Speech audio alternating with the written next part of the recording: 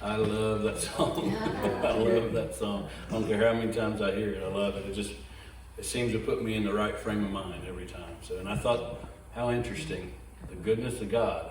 We're talking about the goodness of God. So, let's see. I do want to do some review from last week, and we got these cultural traits. We all met in our little groups, and so we didn't really get to explain these, what we thought about this. So we were trying to think of, help me remember cultural traits of the church that maybe we didn't like, right? And so obviously we've got 3 different groups here that shared. So whose group was this? Do you remember? All right, Mike, give us an overview of what you guys were talking about here. Just like, I guess, cliques or groups inside of churches, especially like if like bigger churches, it's kind of hard to sort of fit in if you're coming there as a new person. You know, I think you get that sometimes where certain people have labels or certain people hang out with other people. It's sort of hard to, I guess, break in. Yep, labels and stereotypes, politics within the church. Yes, sir. And that's churches that get involved with politics. What's that? That's churches that get involved with politics. Yeah, that's right. And church politics. Absolutely. There's 2 different things. 2 different things. Yeah. 2 different things. And this has happened a lot. The churches getting involved in politics has happened too much in the last 4 or 5 years. Okay, perfect. Number 3, whose group was this? Was this Dawn and 3, Susan? 4, and 5. Was Dawn and Susan, is that right? Yes. Isaac, you're the only one who was here. You want to explain it? People rushing, day-to-day life taking advantage of, same person speaking, asking others every Sunday. We see that all the time. It's one of the things we don't want to do here, is always be one person up here. And I think as time goes by, we'll start doing some rotation. Obviously today, this is my baptism into this. Been shoved off the cliff a little bit. Number 5, women having traditional roles, i.e. Sunday school teachers, getting more women to speak. This is crucial to a healthy church culture. I mean, it's just absolutely crucial. In the second part of the chapter today on TOV, it talks about that, and I'm only going to cover the first part of the chapter today. I think Dawn's going to come back and cover the second part, but this is just absolutely critical. You can look at a church's website and determine a little bit about their culture when you look at their leadership team. And if their leadership team is male pastor, male pastor, male pastor, male pastor, female administrative assistant, female children's ministry, then that tells you a little bit about that culture. And this is, guys, we know this. This is so ingrained in our culture here, right? It's just completely ingrained in our culture here. So getting more women involved. I mean, if the population of the earth were 50-50, which it's not, we'll just say it is, 50% of God's creation in some ways is being left out. And I can tell you from being in the business world, and it's different, this part of the country is different, right? When you go to other parts of the country, women have left the church and been accepted in the business world, and that's where they're finding their value, is in the business world. Nothing wrong with that, but they're doing it because they're pushed out of leadership roles in the church. So we've got to fix this problem. Kendra, you want to share what you and I talked about? The church's and world's definition of Success is misaligned. So we were just talking about that mindset of success. It just like with women, not having women leaders. If success isn't okay, so we have a bar of success in our mind. If the church is misaligning success and the culture of success is misaligned, then we're going to get into a pattern of success, and we're going to get into a culture of success that is negative and toxic. Absolutely, and we talked about the fact that, and Hannah, you can start that video anytime you want to if you haven't already. You already have? Okay. Hello. We talked about success, even in the business world. Obviously in the business world, success is based around numbers. And we've translated that over to the church. All kinds of numbers. Attendance numbers, giving numbers, salvation numbers. Those are all important, right? Those are all very important. But it is misaligned. What really should be here is, we talked about a lot, impact. You know, so what if you have 1,000 members, if 10 of them are doing all the work and the rest of them aren't doing anything? Okay, so how you actually empower the people in your church. Even if you have some of these other things not right, as far as what I'm concerned, if you have some cultural problems here, this one is prevalent everywhere. I mean, everywhere. There's very few people in churches that are being motivated to minister or allowed to minister. Okay, so the definition of success. Okay, so that is a review of last week. So we're going to talk about this week. It kind of is a transition in the book, and it transitions from talking about some of the issues in the church to talking about what it should be, which I like that transition. I like talking about the positive stuff. So, I mean, you can't ignore the negative stuff. I guess set the groundwork there for that. So I may do some reading from the book, and obviously some from the Bible. I would like whoever has a Bible or the Bible app, turn to Luke chapter 4 and read verses 14 through 19. 14 through 19. And the title of this is TOV Churches Nurture Empathy. Anybody want to volunteer? Mr. Mike? Actually, Mike, why don't you read? Do you have your Bible? I'm getting it. Okay, get that Bible app. I got something for Mike to read separate from this. What verses? It's Luke 4, verses 14 through 19. But before that, I want Mike to read Luke 3, starting at verse 24 through 38. If you can't happen to see that, Mike. You there yet? This is actually a joke, Mike. That's if you look at verses 4, or look at Luke 24 through 38, it's the part where Joseph was the son of Heli, Heli was the son of Messiah, Messiah was the son of Levi, and it just goes on and on and on. So you don't have to read Am I that. reading this? No, I'm joking. I'm joking. I mean, it literally, if you haven't looked at that, it's like this list. It's like, it's the begots. It's the begots. So, yeah, and then finally Adam was the son of God. That's what it is. All right, so, but we do that. Let's read, anybody want to read 14 through 19? Volunteers in the crowd, you want me to pick on you? I'll read. Vicky, go ahead. 4, you're saying now 4, 14? 4:14 Okay. through 19. Jesus returned to Galilee in the power of the Spirit, and news about him spread through the whole countryside. He taught in their synagogues, and everyone praised him. He went to Nazareth, where he had been brought up, and on the Sabbath day he went into the synagogue, as was his custom. And he stood up to read. The scroll on the prophet Isaiah was handed to him.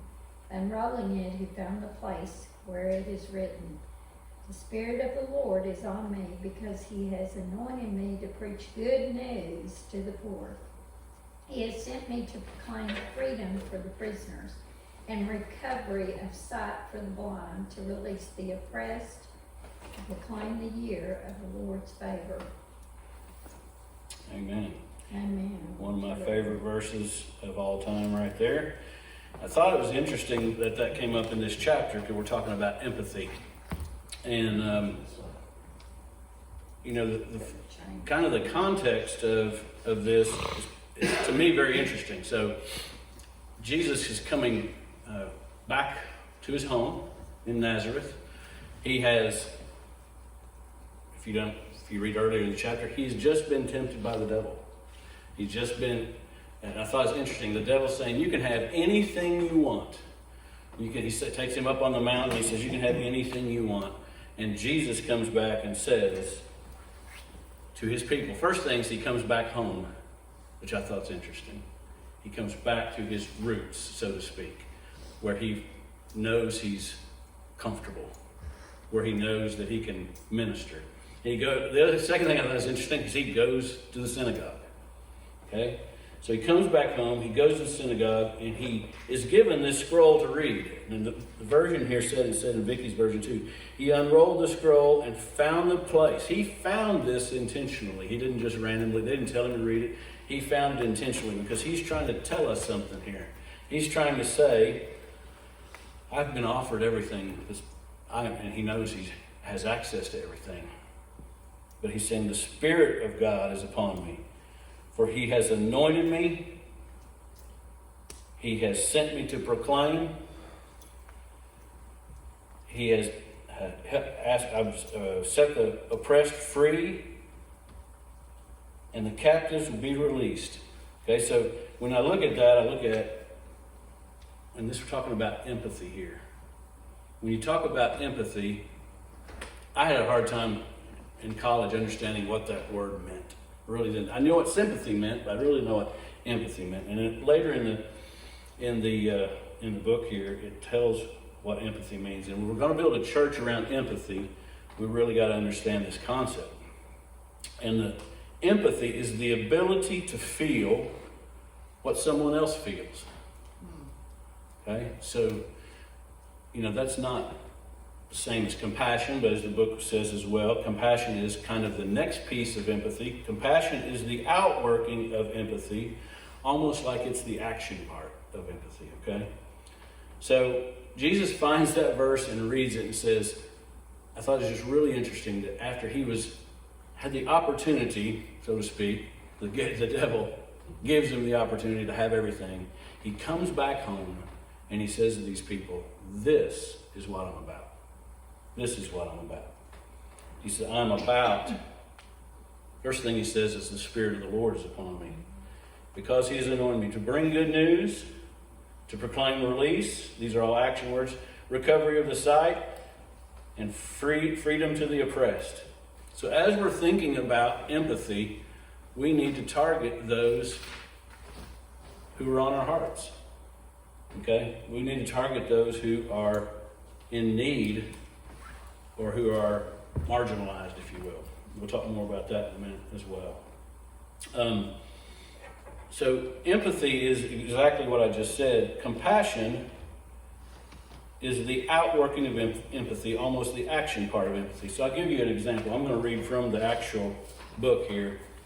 I guess I'll stay behind this mic if it helps you hear. During the writing of this book, yet another horrific story of gun violence. This is not a gun control statement, just a story of the thing that happened down in El Paso. During the writing of this book, yet another horrific story of gun violence hit the news when a lone gunman shot and killed 22 people at a Walmart in El Paso, Texas. Among the victims was Margie Record, a 63-year-old woman who was shopping for groceries as she did every Sunday. Margie and her husband, Antonio Basco, had no relatives and few friends in the El Paso area. Margie's children from a previous marriage lived elsewhere. Alone and heartbroken, Antonio Basco brought flowers each day to a makeshift memorial outside the store, and he spent long hours there, often from morning until dark. Sometimes he returned at night and slept on the ground next to this memorial. Photographs showed Basco's obvious distress as he slumped weeping at the loss of his wife, total anguish on his face. Basco told Salvador Purchase, the funeral director, about his fears. His fear was that he was now alone. His fear about not having a family because Margie was all he had. His fear that nobody would attend his wife's funeral. When Purchase shared a message on Facebook along with a photo of Basco at Margie's memorial site, it soon went viral. The message read, Mr. Antonio Basco was married for 22 years to his wife Margie Record. He had no other family. He welcomes anyone to attend his wife's services. Let's show him and his wife some El Paso love. On the day of the visitation, more than 3,000 people showed up, some waiting to envelop Antonio Basco in hugs, sharing heartfelt condolences and bringing him gifts. At Margie's funeral, the last of the 22 victims' funeral, Basco entered a venue packed with 400 supporters. 700 more people waited outside in Texas heat to express their condolences to the grieving husband. The line wrapped around the block for a half mile. Neighbors set up food and water stations for those waiting in line. One supporter flew in from San Francisco to attend the funeral of a woman she had never met and to support a widower she had never seen. Another woman drove 6 hours and then waited additional 2 hours to tell Basco, whom she had never met, that she loved him and he wasn't alone.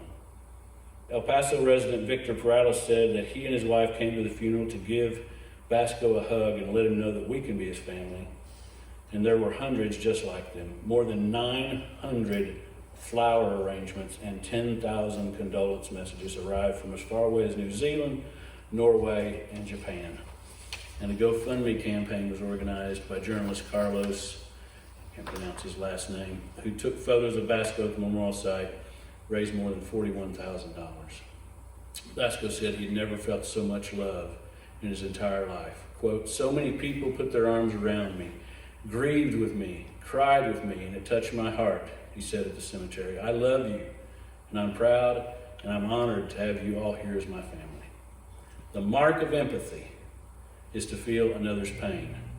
The mark of compassion is having the desire to alleviate or reduce the suffering of another and to do something about it. They saw his suffering. They saw him standing alone and moved to comfort him and be with him. That's TOV or TOV. That message just really resonated. We've done some of that here. And that's what this culture, and I know Don fully supports this, that's what this culture, this church needs to be. We need to, when you look at a church, you don't want it to see, you want to see where are they ministering? Where is their empathy? Where is their compassion? Or is there any compassion? Most churches have compassion. Most churches have empathy. But a lot of times it's on the folks that are sitting right there in the pews. It's empathy for those who come. Somebody died, which is fine. But nurturing this culture of empathy is what this chapter is about. So we're talking about, and I won't write it up here, but the circle of TOV. And so as we go along the next few months, you'll see this circle, and it starts with, the very first one is nurture empathy, okay? And so many times the cultures that are built in churches now are more narcissistic cultures. I'm not talking about necessarily the leader, although the leader sometimes is narcissistic, but the church becomes narcissistic in that the church is about itself. As Dawn said last week, I think, I love my church. Inherently nothing wrong with that as you think about it, if you're proud of the people in your church, but it sends the wrong message as opposed to, I love the people of this community, okay? So, any church that claims connection to Jesus and any church that wants to follow Jesus must have a heart for the wounded and marginalized. Sadly, many churches lack that empathy and therefore lack compassion. So here are some examples of people who may experience a lack of empathy or compassion. As we decide what our culture is going to be here at Healing Projects, some of that culture is being transferred over from Healing Projects. Some of that culture is being transferred over from each of our individual passions and ministries and compassions and empathies, okay? But as we develop that here, we want to think about, and we started this a little bit the other night in the leadership team, we want to think about who and what are we going to do. So here's a list of some of the things. This is not an exhaustive list, and what I'd like for this to be is a list that makes you think of, oh yeah, we need to target this group. Like Jeremy, you have a heart for the veterans. That's definitely a group. But these are not an exhaustive list, but a list that at least gives us a starting point. So nurturing a culture of empathy. Women who are not permitted to use their gifts. We talked about that this morning. The second part of this chapter, which Dawn's going to share on, is more about in depth on women. Women and others who are not believed when they share about abuse at the hands of church leaders. If you look, there's a group called the Barna Group, I believe, that we get statistics and stuff from. So many times there's an urge to protect the institution and not protect the person. And so women and others who are not believed when they share about abuse at the hands of church leaders. Women widows who seem to slide from hardy participants to the back pew or even out the door when their husbands pass. Widowers who do much the same.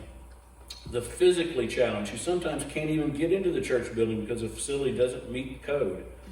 The depressed, the anxious, the obsessive compulsive who are reluctant to share their private struggles. I'm going to tell you, there's a bunch of people in that category right there. There's a bunch of people. I'd count myself in one of those, to be honest with you. Sometimes that's what gets me. It's why I don't like to be up here.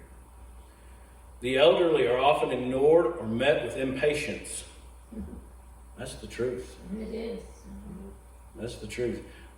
There are churches who have as part of have it on their websites that say, we're not a church for everybody.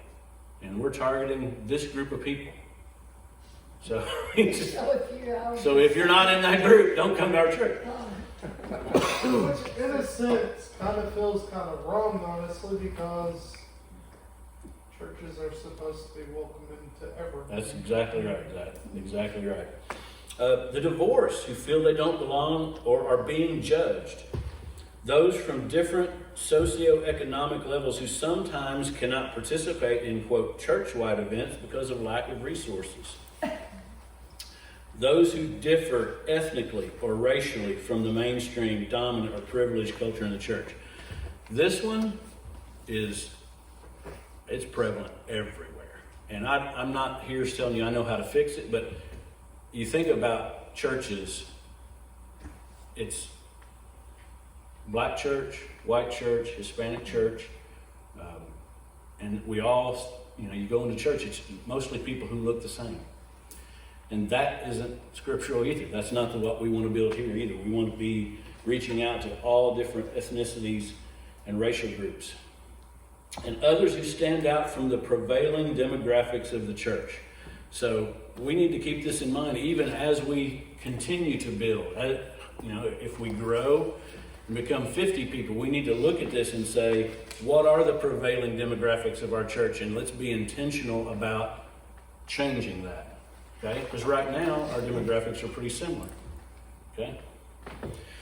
So, any others you guys can think of just thinking about people who are marginalized? And like I said, that wasn't an exhaustive list. It was a pretty long list. But, you mentioned, Jeremy, I'm just thinking about, people who have, soldiers, veterans who've been to war, people with PTSD, people like that. Any others you guys have in mind?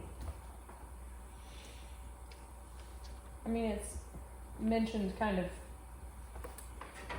it's briefly mentioned whenever they discuss people from different economic levels, but whenever you think of the homeless, we've had homeless people join us in church before. And absolutely. It's always seemed like they felt kind of like they were out of place. Absolutely they do. Just think about, I pick on a lot of the big churches. I'll pick on a different big church this time. Just think about First Baptist Church in Paducah. Mm-hmm. A homeless person walking in there, would they feel comfortable? Probably not. Probably not. Probably feel more comfortable in a small group like this than they would in a group where there's like 500 people. Yes, and as we build this, we want to make sure that we have this culture of goodness and we have this culture of empathy and compassion. And I want to commend you guys for, being compassionate. And I'm kind of preaching to the choir here a little bit of people who have shown empathy and compassion. You guys have knocked it out of the park on that. And that's one of the reasons we're all here together. I think that links us together because we have a heart for helping other people and not just sitting and listening. Okay. So, let me see here what else I got planned. So how do we do this? How do we take these ideas of goodness, and we talked about this a little bit the other day. How do we actually, one of the things, Vicki, you mentioned was the prayer service, but any other ideas you guys have about reaching out to these communities and doing events that might bring people in and might target those? We really want to get all of your input. We want to take this very, very seriously, because this is the way you reach people, is reach them where they're hurting, reach them, and not as an act. I mean, to be honest with you, we all need that, right? We all need to be reached because we're all hurting, but trying to get people in that aren't just switching churches is what I'm trying to say, not just switching churches. So any ideas along those thoughts, and then we'll close up. What really stuck out to me was at the end of that, towards the end of that reading was, not only should we pray, one of the big points I got was do something about it. Yeah. Yeah. Be You can't just pray, Right. something, And wait, and wait for it to be done. You got to do something about it. So, one of the notes I made, exactly, yeah, what can I do? yeah, Because I can only touch one, Right. I mean, we can't cover everything, but what can I do? Like, a lot of people will say to you, what can I do for you? Mhm. They'll ask you that question. Right. Davina showed up with a big pan of chicken and rice, after the storm. I mean, we weren't starving. We could have gotten in a car and gone somewhere. But you just show up. Yeah. Absolutely. No, that's I mean, and he knows how I am. I'll get somebody from him and say, I gotta go. Where are you headed? I'm like, and see, that starts with empathy. yeah. You put yourself in their shoes, you know what they're going through, and then it moves to compassion. Right, like, if you've been through it, like the gun violence, you mentioned that. I wasn't in youth high, but I was right behind youth high. I was at the Right. middle school. Right. So every time he can tell you, I have a breakdown, Yeah, absolutely. it won't go away. So, now we've been through a tornado. Yeah. This area has experienced, I think, mean, Earthquakes, I don't think. yeah, let's not say that. Let's Say that. But Pull out our bingo card. as something that I've experienced that this person is going through right now. That's the way I look at that. Yeah, absolutely. That I have, Dawn losing her father. I Yeah, lost yeah. my father 30 years ago. He's lost a child. He's lost a brother. You can empathize. That's the way I see the difference. Absolutely. And That and sympathy. yeah, absolutely. I've always thought it was something that I had experienced. But, because these children that are up here, that are divorced families, Mm-hmm. that was me. Yeah, sure. And that wasn't popular back in the Yeah. 50s and 60s. Yeah. All my friends had Yeah. No. moms and dads. Yeah, and sure. Mom stayed home. My mom worked. Yeah. Yeah. Right. Yep. And so I can empathize with Sophia and Ivy. Yeah, exactly. And that is feeling somebody else's pain. That's what Yes. we're talking about. Yes. However you get to that scene, I think one of the things that I'm not the world's best at, to be honest with you, but Dawn has this ability to put herself in somebody else's shoes, and she's action oriented, just like you are, Vicki, and a lot of y'all in this room and that's so important. I think that's the bond that holds us together, is not just praying for people, but actually taking action for our own, here in the building, but also for, you know, anybody who needs it, anybody that's going through it. And I can tell you, it's hard to watch the nightly news Oh. and not want to get in your car and just drive to where those people are, regardless, whether that's Gaza, whether that's Maine, whether that's here, you know. That's another thing I would encourage you to think about is so many times, especially in this culture, we take care of our own. Okay, we take care of our own.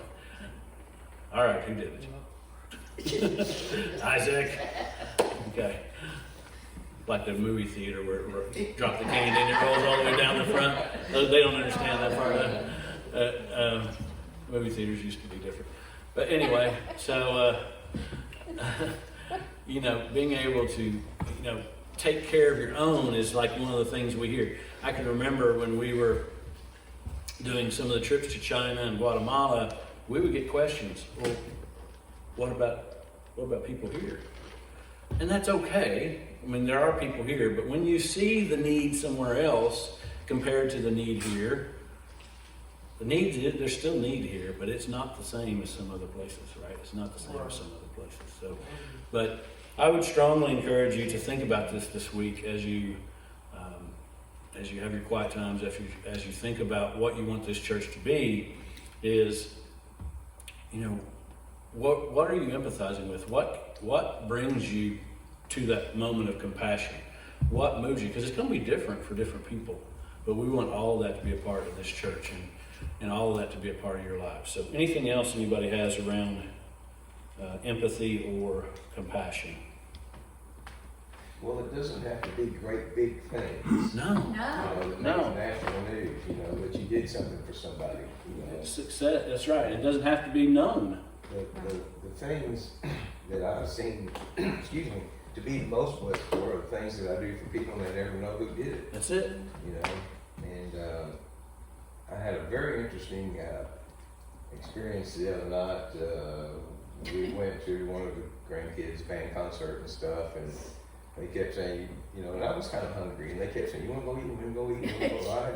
I was going to drive back to the lake to get back to the kitty cat. They kept saying you could do that, and I was kind of hungry, but I thought, I really, it's dark, and, you know, deer, and I was, you know. Yeah, dear. So as I come down the street there and getting ready to get on I-24, I could see the golden arches. Those golden I arches. really need to go in there and spend these days, what, about $15 to eat at McDonald's or something. And I thought, I'm going to go in there and get me a cheese sandwich. I can have that eat before I get home. That's good right there. And so I did that, and you know, they've got like 2 places to order that comes down to one line, you know, going through the windows, and cars are always Sure. just confusing. Jockeying for position. You know, and there was this kind of beat up looking Jeep, you know, Cherokee thing, and guy with kind of long hair, and I could see some tattoos on his arms and beard and everything, you know. He was over in this one car. I knew it was his turn to go because he had ordered, but he was just waiting to pull up. This car orders and right in front of him, you know. And so I get up there, and I've got the choice. I can cut him off and get the line go, or I can say, I know you've already been set on already. Go ahead, brother. So Yeah. I let the guy go. Yeah. And then when I got up to the window, guess what? The guy in front of you paid for your meal. Yeah. I was like, and I was looking at this guy like, well, you know, if you had your headlights on, what you maybe your beat up car don't even have headlights. What are you even doing driving at night? You know, I'm Yeah. thinking these things in my mind I are know. 5 eyes of my dinner. Yeah. You know, and I'm like, you know, Then you should feel those real are guilty. acts of kindness. Yeah, but I'm just saying it doesn't have to be real big things. When we go to Florida, Vicky, you know, one of the first things she does within the first few days we're there is covers the kitchen counter in no-bake chocolate oatmeal cookies. Yeah. And she takes a plate to the maintenance and one to the security and, you know, Hey, I all the gotta different keep them on my good Right. side, right? stuff. And they don't know why, but they see these acts of kindness, which really don't have a whole lot to do with the empathy part and all that, but it's just little things that you can do. Sometimes you don't really have to do anything. You can just be there. Be there. For somebody. That's right. You Yeah. can just listen to somebody, and people remember that. Absolutely, they do. You know? Yeah. And they never forget it. Yeah, that's and, right. And eventually, they begin to look at you a little differently. Like sometimes I go to, you know, we have to take our trash off up there at the lake to this place, and I'll swing by my neighbor's house, and I know he's got 2 trash cans sits out in his carport or under his porch. Well, now it's the garage, but anyway, I'd just swing in there and I'd grab those 2 and get the trash bags, and then he'd come home, and you know, he'd be rushing, oh, it's 5:45, man, I gotta get Yeah. shit done. He runs over there, and it's like, oh, and he'll look at me and say, you did that, didn't you? So I say that just to say, not to honk the horn or anything, but just to say that No. people begin to recognize, I see something like that's been done, I bet Tony did that. Yeah. And what I'm proud of it about that is it's a godly thing Yeah. for Right. me. Mm-hmm. You know, I'm trying to set the example, because not all the people that I associate with up there are good Christian people, but they know that I am. Right. You know, and they can, They know we're trying.